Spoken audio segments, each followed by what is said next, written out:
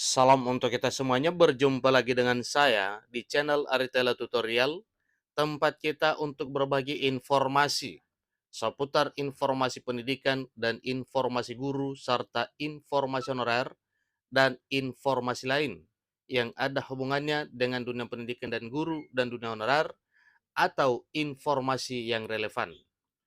Pada pertemuan ini saya menyapa seluruh Bapak Ibu honorer setanah air yang selalu setia melaksanakan tugas tanpa mengenal lelah dalam melaksanakan kegiatan pelayanan publik di instansi pemerintah pusat maupun instansi pemerintah daerah. Saya yakin bahwa Bapak Ibu honorer selalu semangat dan selalu dalam keadaan sehat walafiat. Pada pertemuan ini ada satu hal penting yang perlu saya sarankan kepada seluruh Bapak Ibu honorer.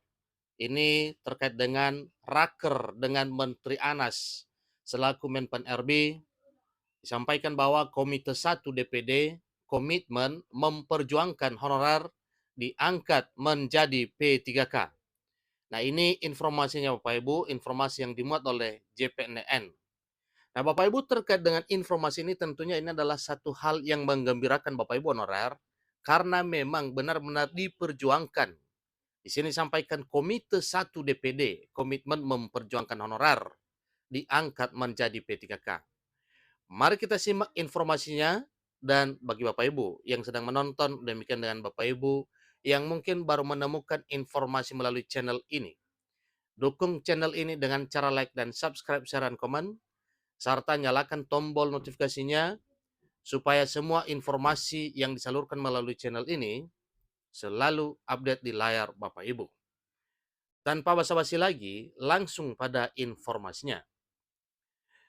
jpnn.com Jakarta memuat satu informasi penting terkait dengan nasib honorer.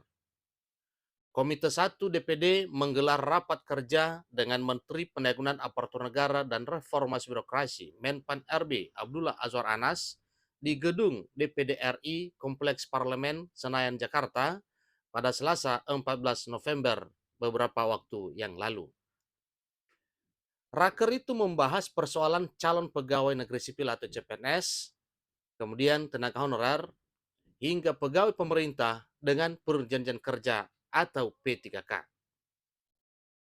Dalam rapat kerja tersebut, Komite 1 DPD mempertegas komitmen untuk terus memperjuangkan tenaga honorer supaya bisa diangkat menjadi pegawai pemerintah dengan perjanjian kerja atau P3K.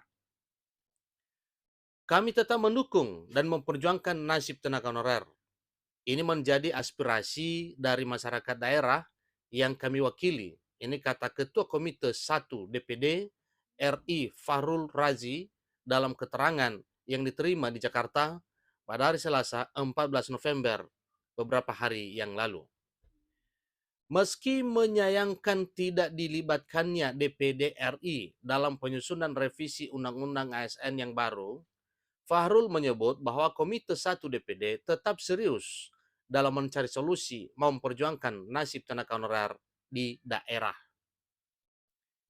Dia mengatakan bahwa Komite 1 DPD juga meminta Kementerian Pendayagunaan Aparatur Negara dan Reformasi Birokrasi untuk memberikan perhatian khusus dan afirmasi bila tenaga kesehatan, tenaga pendidik dalam arti guru dan dosen, dan satuan polisi pamung praja untuk diprioritaskan menjadi pegawai pemerintah dengan perjanjian kerja atau P3K, terutama mereka yang berada di daerah terdepan, terluar, dan tertinggal atau daerah 3T, serta otonomi khusus. Suatu hal yang wajar kalau para honorer di daerah ini adalah suatu prioritas pengangkatan, karena perjuangan mereka untuk melaksanakan kegiatan pelayanan publik di negeri ini, di daerah-daerah ini sangat luar biasa.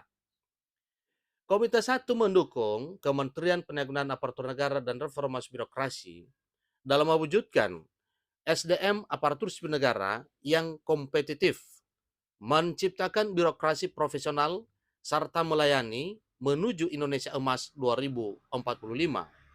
Ini pernyataan Fahrul dalam raker dengan Menteri Anas tersebut.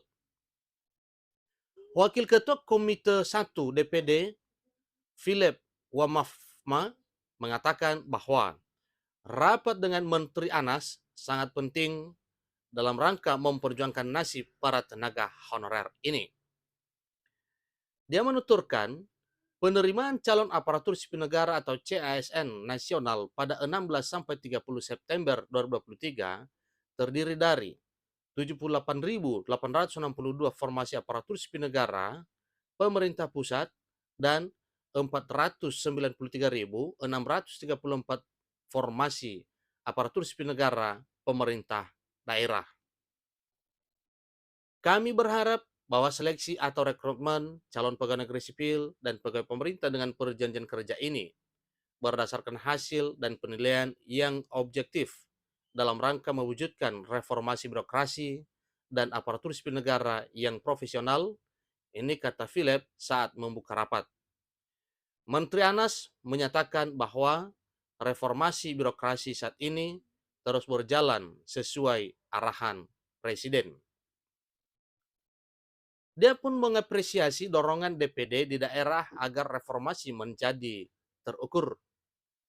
Oleh sebab itu, transformasi sistem pendidikan aparatur sipil negara mendukung percepatan RB tematik agar birokrasi menjadi berkelas dunia, ucapnya. Dia menjelaskan bahwa arah kebijakan pemenuhan aparatur sipil negara tahun 2024 akan fokus pada rekrutmen pelayanan dasar tenaga guru dan tenaga kesehatan, menyelesaikan masalah tenaga non-aparatur sipil negara, pemenuhan tenaga teknis, CPNS dan P3K, serta mengurangi rekrutmen jabatan yang akan berdampak oleh transformasi digital.